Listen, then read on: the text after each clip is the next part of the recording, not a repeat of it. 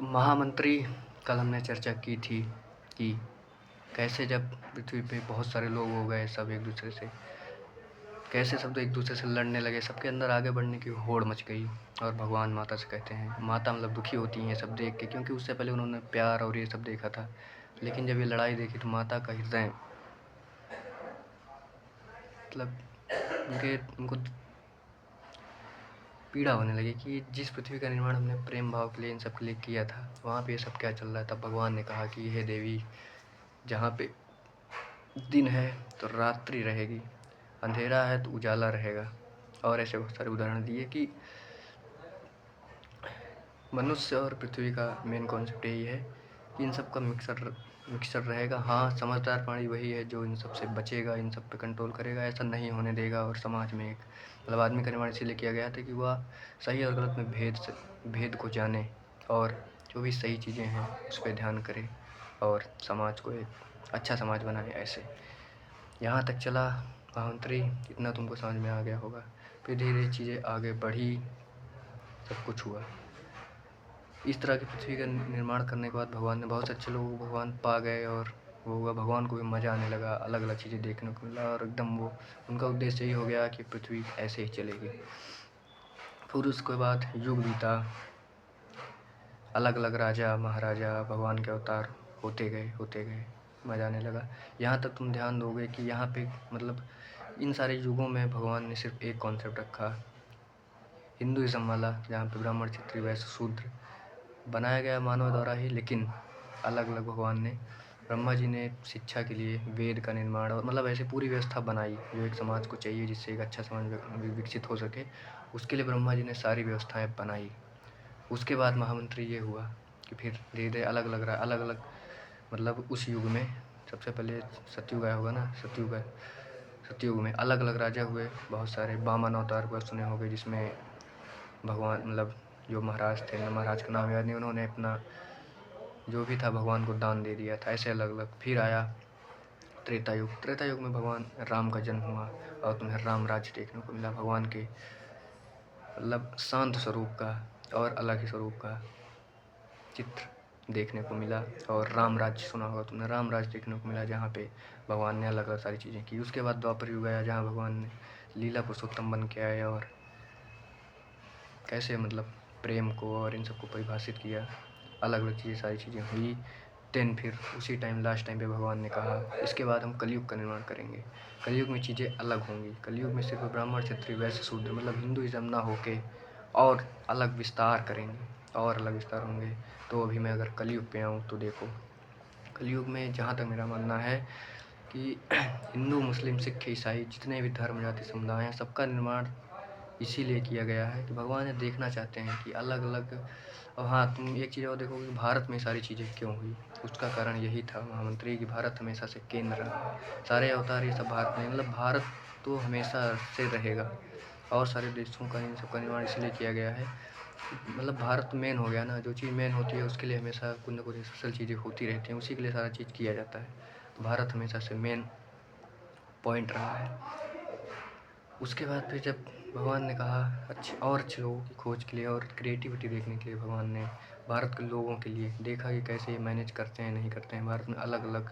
इसीलिए देखोगे कि प्राचीन काल से लेकर अब तक भारत पे अलग अलग आक्रमण ये सब होते रहे, जिससे भारत एक मिश्रित जनसंख्या वाला देश बन गया, जहाँ पे हिंदू मुस्लिम सिख ईसाई सब लोग आ गए। और भारत इस बात का सबूत भी है कैसे यहाँ आके सब एक साथ रह रहे हैं अच्छे से बिना किसी लोट का, मतलब यही सब भगवान देखना चाहते थे। तो मैं थोड़ा सा बैक आना चाहूँगा, जब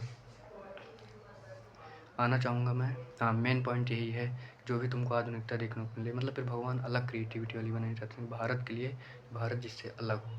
इसलिए उन्होंने ये आधुनिकता जो भी तुम आज मतलब ऐसी चीज़ बनाई कि यार ये इतने दिन से अच्छे से रह रहे थे, इनके लिए कुछ, इनको भी कुछ क्रिएटिव बनाओ। तो इसलिए भारत के लोगों के लिए भगवान ने, भारत के लोग या मनुष्य जाति के लिए भगवान ने मेनली भारत के लोगों के लिए और अलग चीज़ें बनाई।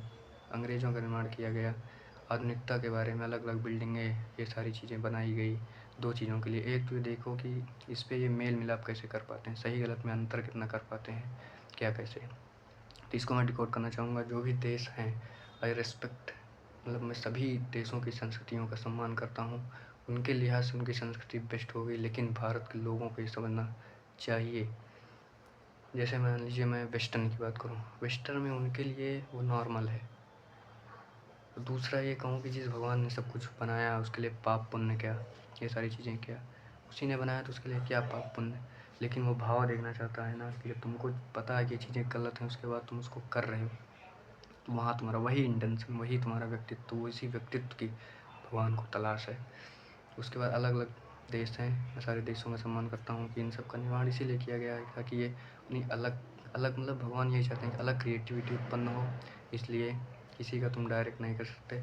वैलेंटाइन हो गया, क्रिसमस हो गया, कुछ भी हो गया, तो इन सब का मतलब एक अर्थ मनाना गलत नहीं, इसका एक अर्थ होना चाहिए, इसके लिए बना है। जैसे मान लो दिवाली है, दिवाली पे अगर खुशी मिल रही है तो पूरे विश्व को दिवाली मनानी चाहिए। सेम ऐसे ही हैप्पी न्यू ईयर हो गया, नया साल हो गया, अगर उससे खुशी मिल रही है पूरे विश्व को मनाना चाहिए, ये सही है।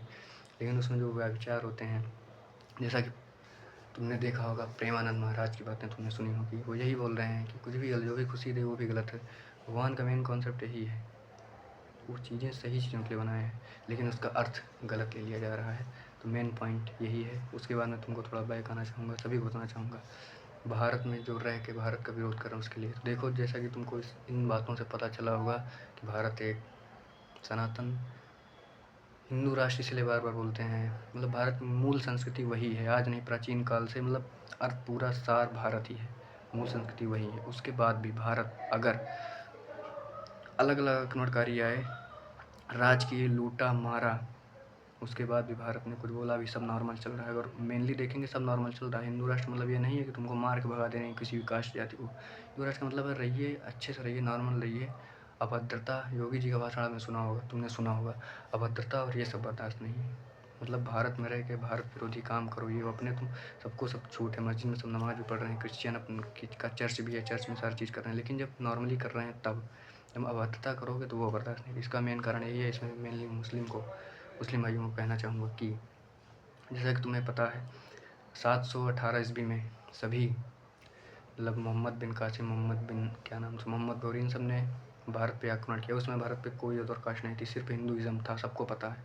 उसके बाद उनके लूटा मारा, फिर मुगल उगल आए, पूरा मतलब सब लोग आए, राज किए, यहाँ से लूट के धन ले गए, हर चीज़ किया, मुस्लिम की जनसंख्या बढ़ गई। फिर अंग्रेज आए, लूटे मारे सब, ये सब ने सुना होगा कि कैसे जितना अमीर अमेरिका भी है उतना अंग्रेज यहाँ से लूट के ले गए हैं। उसके बाद फिर और सारे जो भी हुआ इतना हुआ। उसके बाद भी जब पाकिस्तान, भारत में सबसे बड़ा मुद्दा यही है, और सब नॉर्मल अच्छे से रह रहे हैं, मेन बार बार मुस्लिमों से टकराव क्यों होती है, कारण यही है। जब पाकिस्तान का निर्माण हुआ तो भारत में सबके पास, भारत ने सीधा ऑप्शन दिया था कि या तो आप पाकिस्तान चले जाइए या आप भारत में रहिए। उस टाइम आपके पास मेन ऑप्शन, आपने भारत में रहना क्यों चूज़ किया, क्योंकि आपने भारत के लिए लड़ा था, सब लोग साथ में मिल कर रहे थे, हंसी मजाक हर चीज़ चला था, मतलब एक मेन कॉन्सेप्ट वही था ना। जब आप भारत में रह गए हैं, पाकिस्तान अलग बन गया है, उसके बाद भारत में रह के मतलब आप खुद ही सोचिए, बहुत सीधा ऑप्शन था, इतने साल आपने राज किया, हर चीज़ किया, उसके बाद भारतीय संस्कृति को खराब किया, हर चीज़ किया, उसके बाद भी भारत ने मौका दिया। बट इसके बाद भी एक मौका था कि यहाँ चाहे पाकिस्तान में चले जाओ, अलग रहो, या भारत में रहो, मौका दिया भारत ने, आप भारत में रहे, तो अब आप भारत के हैं। वहाँ की संस्कृति का सम्मान करना ना भी करिए तो कम से कम मेन जो चीज़ें हैं जो भारत को प्रेजेंट करता है, वंदे मातरम जो भी, इस पे मैं नहीं बोलूँगा, जो भी है उसका सम्मान करिए। भारत के हैं तो संविधान के हिसाब से चलिए, और संविधान के हिसाब से चलिए, जो भी सही है उन सबका सपोर्ट करिए, सम्मान करिए। समझ में, आशा करता हूँ समझ में आ गया होगा महामंत्री भाई। बाकी ऑल राइट, मेन कॉन्सेप्ट यही है कि भारत मैन है और मैं इसलिए भारत को रिप्रेजेंट कर रहा हूँ। उसके बाद फिर मुस्लिम वाला मैंने बता दिया। बाकी यही है, आधुनिकता यही है कि हाँ जो भी सही है होनी चाहिए। मेन कॉन्सेप्ट यही है कि सब कुछ समान, सब समान, जन्म से कर्म डिसाइड करेगा। कर्म तुम्हारा गलत होगा, तुम किसी भी धर्म जाति समुदाय से हो तो उसका दंड का प्रावधान होगा, वहाँ कोई भेदभाव नहीं होगा। होप यू अंडरस्टैंड महामंत्री, समझ गए भाई।